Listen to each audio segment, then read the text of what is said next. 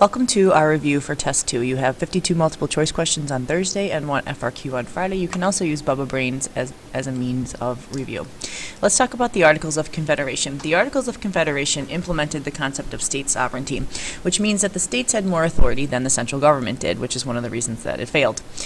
Weaknesses included the fact that the federal government could not collect taxes. They also could not put down revolutions or mutinies, and this was the problem with Shays' Rebellion because the farmers were unable to pay their debts, and after they got back from the war, they didn't feel like they should be losing their farms because of that. And so Shays' Rebellion really made apparent the weaknesses that the Articles of Confederation had. The Constitutional Convention was originally called to revise the Articles, and this is one of the things that you get into the debate between the Virginia Plan and the New Jersey Plan supporters, because the Virginia Plan, people felt like they had the authority to do more than that, whereas the New Jersey Plan supporters felt like they only had the authority to revise the Articles, and obviously the Virginia Plan supporters won out because we came up with a new document. An underlying principle of the Bill of Rights is that some rights are fundamental and should not be subject to majoritarian control. This was the concern the Anti-Federalists had in wanting to secure these rights. Originally, there were 12 amendments proposed for our Bill of Rights. However, only 10 were ratified by the states in 1791. Opposition to the Constitution dissolved after the Federalists guaranteed a Bill of Rights after ratification. The Federalists, true to their word, did add the Bill of Rights into the Constitution, and the Anti-Federalists backed down and said that they would ratify the Constitution. And then a couple years later, the Bill of Rights is added. After a constitutional amendment has been proposed by both houses of Congress, its adoption requires ratification by 3/4 of the states, which is why we don't have very many amendments. We only have 27. But also, it's a process that is supposed to be cumbersome because we don't want to just be changing the Constitution at every whim of public opinion change. The Privileges and Immunities Clause directly influences the relationship between the states. If a state passed a higher tax on out-of-state residents, that would be a violation. So you're looking for anything that deals with state-to-state relationships. And the privileges and immunities. So that means the privileges that you enjoy in one state, you should be enjoying in another state, and then things that from which you are immune in one state, you should be immune from in another state as well. The establishment of the National Bank is an example of implied powers granted in the Constitution. Remember that implied powers are not expressly written. Those are the enumerated powers. So implied powers come through your necessary and proper clause or elastic clause, and they're implied that the federal government has the power to do that. Interest groups. If a former congressman becomes a lobbyist and can cash in on his friendships on the Hill, that's Capitol Hill, it is a form of influence peddling. So he is able to work those friendships, if they're out golfing or, they are in contact with one another because they're friends and they have that prior relationship. The former congressman can hopefully rely on the fact that he has established those relationships and then go in and have some more influence on the Hill, even though he's not there anymore. A person who joins an interest group for social status joins for solidarity incentives. These are your relationships. These are the people that are looking to have kind of a social atmosphere, and sometimes people that join these groups are more about the relationships and the fringe benefits that come with it than the cause, but not necessarily all the time. The AARP and the American Medical Association, as well as the Americans for Democratic Action, are all examples of interest groups. So they are looking out for the interest of their members and trying to lobby Congress to get legislation or policy passed that will be positive for their members. Single issue groups include the National Rifle Association, the National Right to Life Committee, and the Americans for Tax Reform. As you can pretty much tell, they really are single issue. The National Rifle Association is talking about guns and gun control. National Right to Life Committee is dealing with abortion, and then obviously the Americans for Tax Reform are looking for tax reform. So if you're looking for, like for example, the American Federation of Teachers, that would not be a single issue because there's so many things that affect teachers with it. If you're talking about like pay levels or tenure or the new evaluation process, there's many, many different things, including pension issues. All right. An interest group can survive on a single interest, like I just mentioned, the NRA, the National Right to Life, and the Americans for Tax Reform. A political party cannot, and that's why your third parties who are single, they have one issue that they're dealing with, fade away after a while because that issue either becomes mundane, not important to the American people, or it's adopted by one of the two main parties and there's no need for that third party anymore. Single issue groups usually represent a narrow interest and consist of people who are new to politics.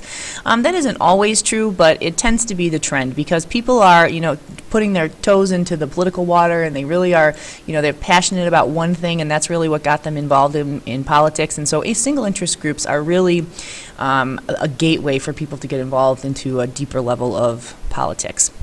One of the best strategies that interest groups can use to achieve their goals is lobbying members of Congress to make small changes in existing policy. Because if you start small and you're also flying under the radar, because you really, as a congressman, don't want to have a relationship that people can point to right away with an interest group, because then you're seen as indebted to those interest groups for their donations from the arm of their PAC.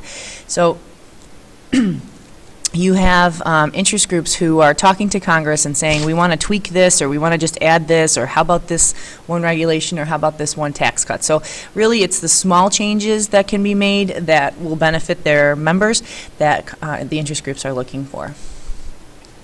Checks and balances, you have to have two branches involved in checks and balances. So anything that is intra-branch, so within one branch, or federal to state, those are not examples of checks and balances. So for an example, the president can veto a bill passed by Congress.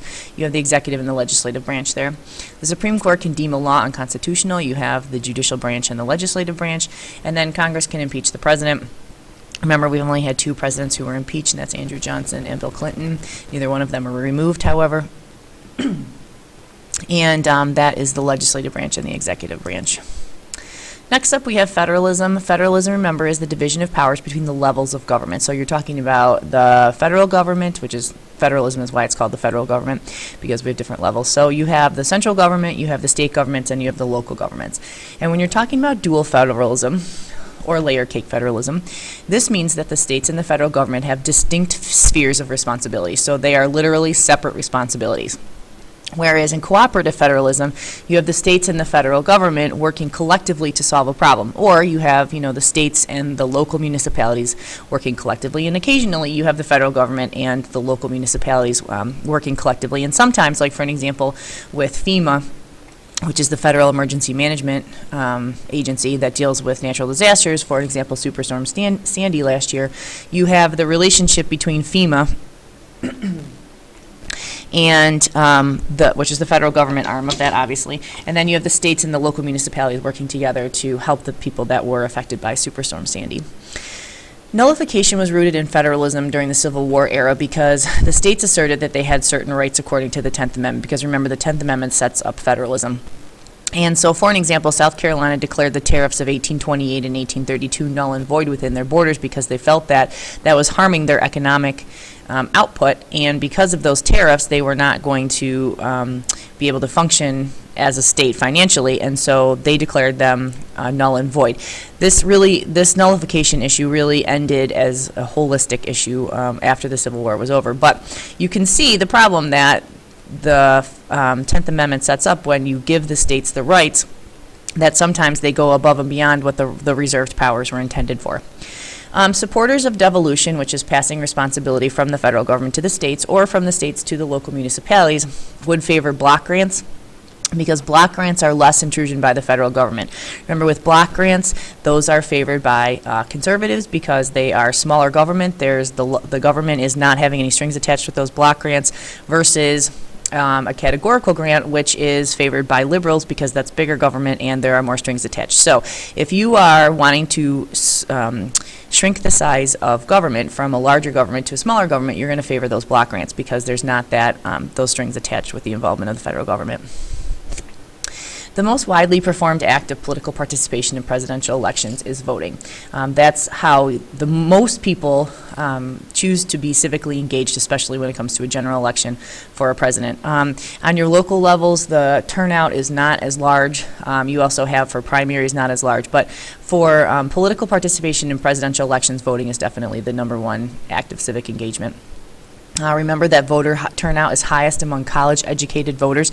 Your rule of thumb, the more educated you are, the more well-off you are, the more likely you are to vote. War, gun control, and spending for the poor all contribute to the gender gap because you have issues. For an example, men are more likely to support military action and gun control, whereas women are more likely to support spending for the poor, increased entitlement programs, and remember that the size of government does not affect the gender gap at all. As I was just saying, men are more likely to favor military action, and females are more likely to favor social programs, which is the gender gap. Exit polls may affect the outcome of close elections because some people decide not to vote when exit polls have already projected a winner. This is one of the problems when it comes to the fact that the states regulate elections. They regulate the time and the requirements for voting, as such as your voter ID laws, things like that. But the fact that you have some states closing before other states, you have the fact that the media is in a race, that's horse race journalism, to get out the results, the projected winners, and you have, they can't project the winners in the states until the polls close in that state, but if you ever watch the news coverage after a general election, it's minutes after those polls close that they're already projecting a winner in a state. And sometimes they get it wrong.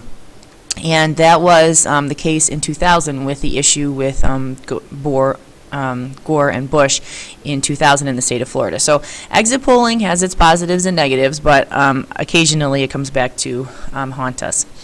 Older people tend to favor a patient bill of rights for end-of-life care because they are more concerned about the way that they're going to be treated at end-of-life care, but also they're concerned about the treatment of the elderly in hospitals, and we didn't used to be concerned about that because we've never had a vocal, organized generation like the baby boomers. And you know, they always say that like the 60s the new 50 and 50s the new 40. Well, you have an active generation that are in their 60s and 70s that are more plugged in, they're more connected, and they're more vocal about the issues that they want to be taken seriously. And because of that, we're more concerned now with end-of-life care and the treatment of people at end-of-life care. Public opinion is affected by public ignorance, wording of questions, wording of choices, political culture, because all of those things can affect how people respond to questions. If you're ignorant about something, you might try to pretend you know about it, and thus you're giving false answers. The wording of the questions, once again, there's a difference between a question that says, do you support capital punishment, and do you support the death penalty for, child pornography people or rapists or things like that. So the wording of the question definitely, and the wording of the choices makes a difference. The political culture, obviously you are going to have different answers in the Bible Belt than you are in the larger cities because larger cities tend to be, not always, but tend to be more liberal. But things like the stability of opinion, that's not going to have anything to do with the results of a poll. All right, so lastly, some miscellaneous things. James Madison felt that a large republic would best control the effects of factions. He feared the factions because he didn't want those factions controlling government, but he felt like if we had a large republic, which is based on being able to elect your representatives, that the will of those factions would be not nullified, but lessened because you have people voting on behalf of other people. John Locke describes the social contract theory as an agreement in which the government promises to protect the natural rights of people. That goes back to the Enlightenment era. Marbury versus Madison established the concept of judicial review. That really sets up the whole premise for the Supreme Court. It allows them to judge the constitutionality of court cases, obviously since then. And you also have the fact that this becomes part of the unwritten Constitution. It's just something that we do every day, but it's not actually in the Constitution. If we're looking at how states raise money, they're going to raise money through income taxes. Every single one of us pays state and federal income taxes. Property taxes, if you own property, you're paying property taxes, and in the state of New York, your property taxes are the basis for your school taxes. Lotteries, the states raise money obviously through the lotteries, and then last night the Prop 1 passed, which means that they're going to be adding some casinos to the state of New York, so that in theory is supposed to generate money for the state. And then sales taxes. Every state has a different sales tax. Some states don't have sales tax. In our state, the sales tax is 4%, and then you add on the county tax. So in some counties, you have an 8% sales tax like we do, so that's 4% from the state and 4% from the county. And in other counties, like Erie County, it's 8.75%, so you have 4% from the state and 4.75% from the county. The steady decline of voter trust in government in Washington is mostly due to scandals and failures. There are so many scandals. If you even just go back to Watergate, moving up through for the executive branch, and then we seem to have a constant issue with relationships between politics and money that are getting congressmen in trouble, and those are, one of the reasons that the people have less confidence in a steady decline of trust in the executive branch and the legislative branch. And then, as we've talked about, the judicial branch is the branch that the people have the most trust in, because usually they're the most separated from that. Good luck on your test. Hope you are studying well. And remember, it's 52 multiple choice questions on Thursday and 1 FRQ on Friday.